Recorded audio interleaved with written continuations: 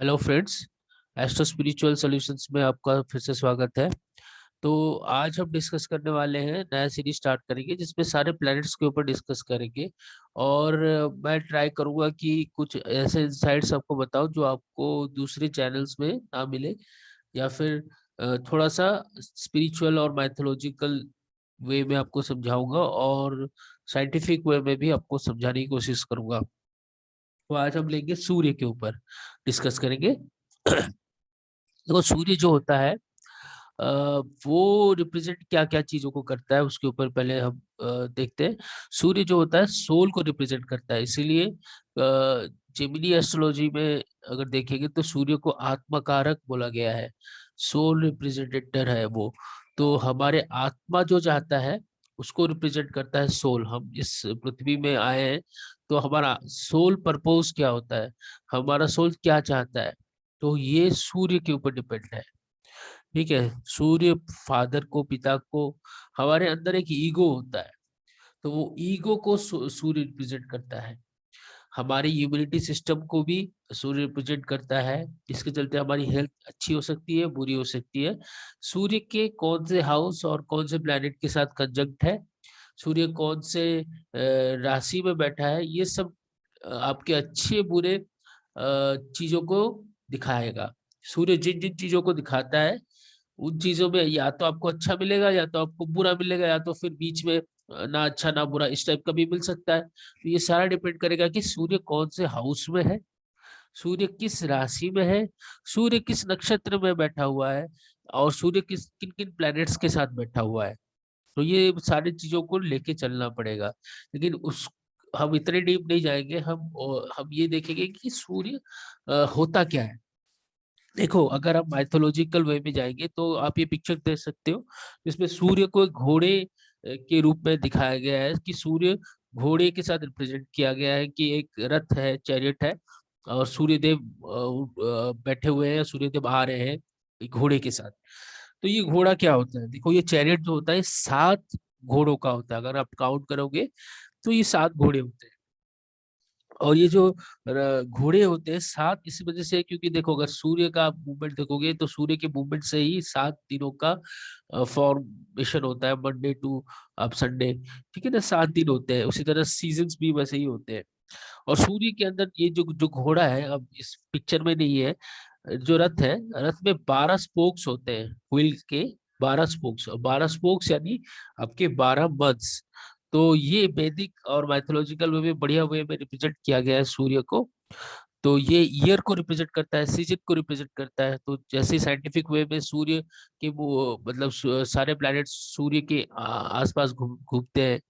तो इसके चलते सूर्य एक एक रोटेशन, एक मूवमेंट को रिप्रेजेंट करता है, जो कि ईयर, सीजन, इस सबको दिखाता है। तो सूर्य बहुत ही महत्वपूर्ण होता है हमारे हर दिन रात में मूवमेंट के लिए। सूर्य हमारे सेल्फ कॉन्फिडेंस को दिखाता है। अगर सूर्य अच्छी पोजीशन में है तो आपका सेल्फ कॉन्फिडेंस बहुत अच्छा होगा। सूर्य हमारे एक लीडरशिप क्वालिटी को, क्योंकि अगर आपके अंदर सेल्फ कॉन्फिडेंस है तो आप अच्छे लीडर बन सकते हो, एक अच्छे पब्लिक स्पीकर बन सकते हो। आप आपका हेल्थ अच्छा हो सकता है, आप हायर अथॉरिटी गवर्नमेंट पोजीशंस पे अच्छे जा सकते हो। सूर्य गवर्नमेंट को रिप्रेजेंट करता है। अगर सूर्य नेगेटिव है आपकी कुंडली में तो ये सारी चीजें जो मैंने आपको बताया ये सब नेगेटिव हो जाएगा। जैसे आपको अगर सूर्य खराब है और एक आप गवर्नमेंट जॉब में हो तो आपको गवर्नमेंट जॉब में बहुत प्रॉब्लम आएगी, या फिर गवर्नमेंट जॉब मिलने में मुश्किल हो जाएगी, या तो फिर आप पब्लिक स्पीकिंग या सेल्फ कॉन्फिडेंस की कमी आ जाएगी। तो सूर्य का महत्वपूर्ण होना बहुत नेसेसरी है। ठीक है। सूर्य जो होता है पिता को रिप्रेजेंट करता है, तो जिसके कारण आपके पिता के साथ रिलेशन अच्छे बुरे हो सकते हैं सूर्य के पोजीशन के ऊपर। देखो, सूर्य के मित्र प्लैनेट्स जो है वो है शुक्र, जुपिटर। ये दोनों प्लैनेट्स इसके मित्र हैं। चंद्रमा भी का सूर्य के मित्र है। सूर्य राहु केतु से बहुत परेशान रहता है, क्योंकि देखो सूर्य जो होता है ये सारे प्लैनेट्स को कंबस्ट कर सकता है। यानी इनके पास अगर क्लोज डिग्रीज में कोई प्लैनेट आ जाए कुंडली में, तो ये उसको मतलब इतनी तेज होती है सूर्य के अंदर तो वो उसको मतलब उनके दूसरे प्लेनेट को आगे नहीं उनके पावर को आने ही नहीं देते धरती पे।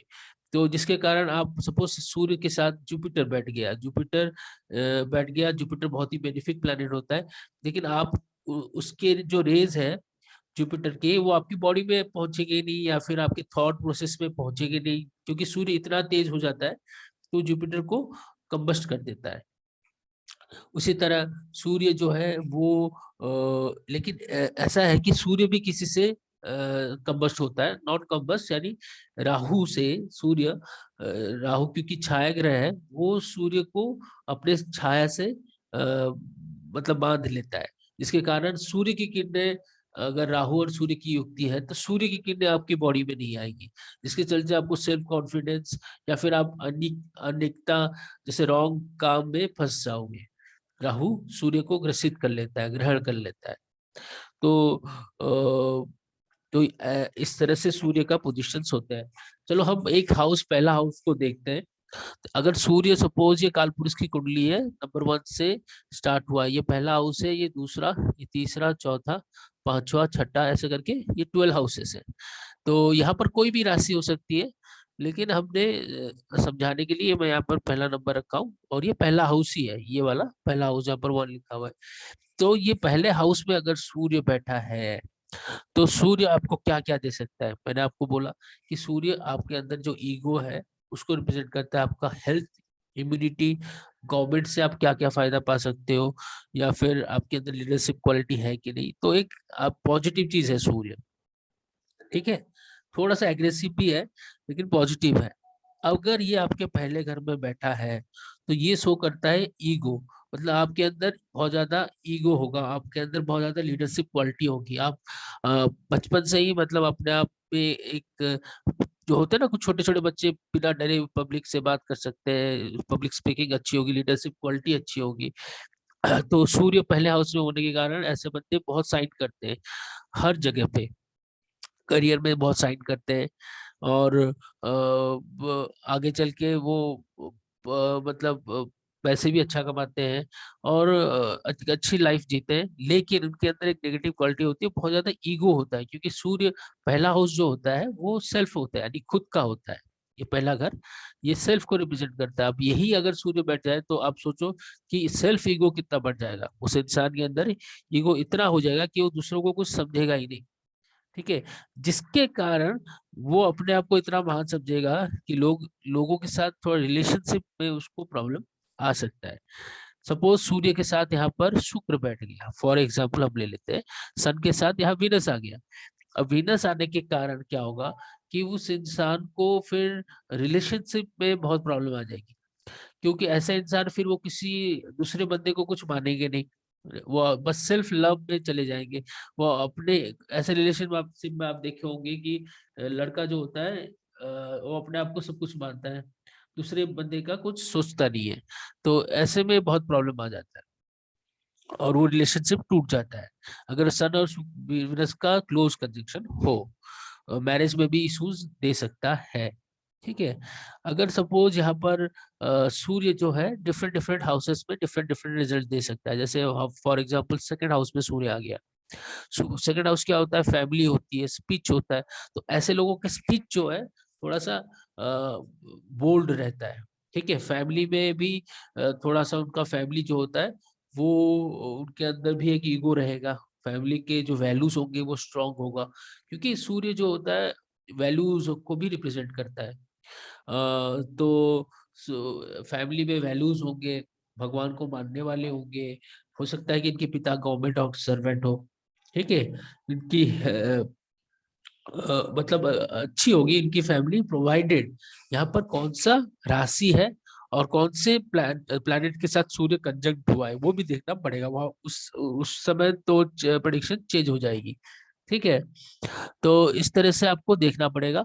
तो और एक एग्जांपल ले लेते हैं, सूर्य सपोज हम साइन पे ले लेते हैं। अब 2 हाउस हमने डिस्कस किया, अब फॉर एग्जांपल हम साइन पे आ जाते हैं। साइन यानी राशि। सपोज सूर्य जो होता है वो 2 राशि अगर हम ले लें, सूर्य एरीज को बहुत पसंद करता है, क्यों? क्योंकि देखो एरीज जो है वो भी सूर्य की तरह क्वालिटीज रखता है। एरीज यानी थोड़ा सा एग्रेसिव, क्योंकि उसका जो लॉर्ड है वो मार्स होता है, मंगल होता है। तो मंगल और सूर्य की बहुत अच्छी दोस्ती है, और सूर्य राजा होता है और मंगल सेनापति। अब राजा और सेनापति में अच्छे रिलेशन होंगे, तो ऐसे बंदे बहुत ज्यादा एग्रेसिव भी हो सकते हैं, लेकिन पॉजिटिव वे में एग्रेसिव हो सकते हैं। करियर इनकी बहुत अच्छी जाती है, और करियर अच्छे जाते हैं तो पैसे भी आते हैं, क्योंकि ये लोग बहुत कमांडिंग होते हैं। मतलब हर चीज लीडरशिप क्वालिटीज इनके अंदर स्ट्रांग होती है। तो टॉप पोजीशंस में कंपनीज में, जैसे सीईओ हो गए, वाइस प्रेसिडेंट, प्रेसिडेंट, ऐसे लेवल तक पहुंच जाते हैं बहुत जल्दी, फास्ट, क्योंकि एरीज फास्ट मूविंग है। तो ये बहुत जल्दी पहुंच जाते हैं। तो करियर वाइज बहुत अच्छा होता है। रिलेशनशिप वाइज थोड़ा सा डिफिकल्ट होता है। ठीक है। हर चीज का अच्छा बुरा होता है। तो एरीज राशि को सन बहुत पसंद करता है, लेकिन वो उतना कंफर्टेबल नहीं होता लिब्रा साइन में। यहाँ पर देखोगे Libra sign, 7 number Libra sign का होता है, ये 7th हाउस भी है। तो सूर्य लिब्रा को क्यों नहीं पसंद करता? अब देखो एरीज जो होता है सेनापति है, अब राजा सेनापति को पसंद करेगा। लिब्रा क्या होता है? मास, मास होता है, यानी मास से कॉमन पीपल। अब कॉमन पीपल यानी जो एक राजा या फिर एक लीडर, एक सीईओ किसी कंपनी का, अब वो जाके कहीं एक जहाँ पर झोपड़पट्टी है, जहाँ पर आम आदमी रहते हैं, एक मछली मार्केट समझ लो, वहां जाके जाके बार्गेनिंग नहीं कर पाएगा। ठीक है, वहां की पॉलिटिक्स को झेल नहीं पाएगा। तो वो क्या करेगा फिर? वो शायद अपने, क्योंकि सूर्य ईगो है, प्राइड है, वो जहां भी जाएगा, चाहे वो कॉमन मास के पास जाए या फिर कोई हाई हाई क्वालिटी कंपनी में काम करे, वो हमेशा चाहेगा कि वो सबसे बेहतर हो, क्योंकि सूर्य का काम है लीडर। अब वो मछली मार्केट में जाके अपने आप को साइन प्रूव नहीं कर पाएगा, क्योंकि वहां की पॉलिटिक्स अलग होती है, वो कॉमन लोगों की पॉलिटिक्स होती है। तो वो वहां कंफर्टेबल बिल्कुल भी फील नहीं करेगा। ठीक है।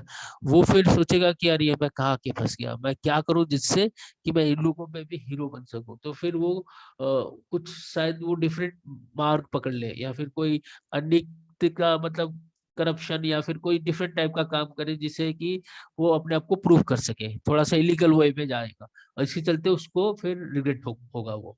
ठीक है।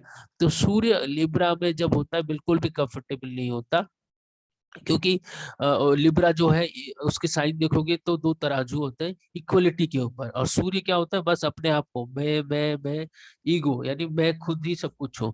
तो वो इतना इक्वलिटी नहीं देखता, इसलिए रिलेशनशिप भी प्रॉब्लम आती है। तो रिलेशनशिप में तो हमेशा ही प्रॉब्लम आएगी सन अगर लिब्रा में है तो। ठीक है। तो पिता को भी प्रॉब्लम आएगा, क्योंकि सन की सारे क्वालिटीज वहां पर प्रॉब्लमेटिक आ जाएंगे। सन के सारे अच्छे क्वालिटीज एरीज में अच्छे हो जाएंगे। ठीक है। तो सन और क्या क्या राशि में क्या क्या फल देगा, और कौन कौन से हाउसेस में क्या क्या फल देगा, इन सबको मिला के एक प्रिडिक्शन होती है। तो खाली इसके ऊपर हम नहीं प्रिडिक्ट कर सकते, जनरल प्रिडिक्शन था। तो मेरे क्लासेस में मैं पढ़ाता भी हूँ एस्ट्रोलॉजी। तो इसके अंदर अगर कोई ज्वाइन करना चाहता है तो मेरे नंबर पे कॉल कर सकता है, मैं डिस्क्रिप्शन बॉक्स में डाल दूंगा। ठीक है, आज हम यही रखते हैं। Thank you so much.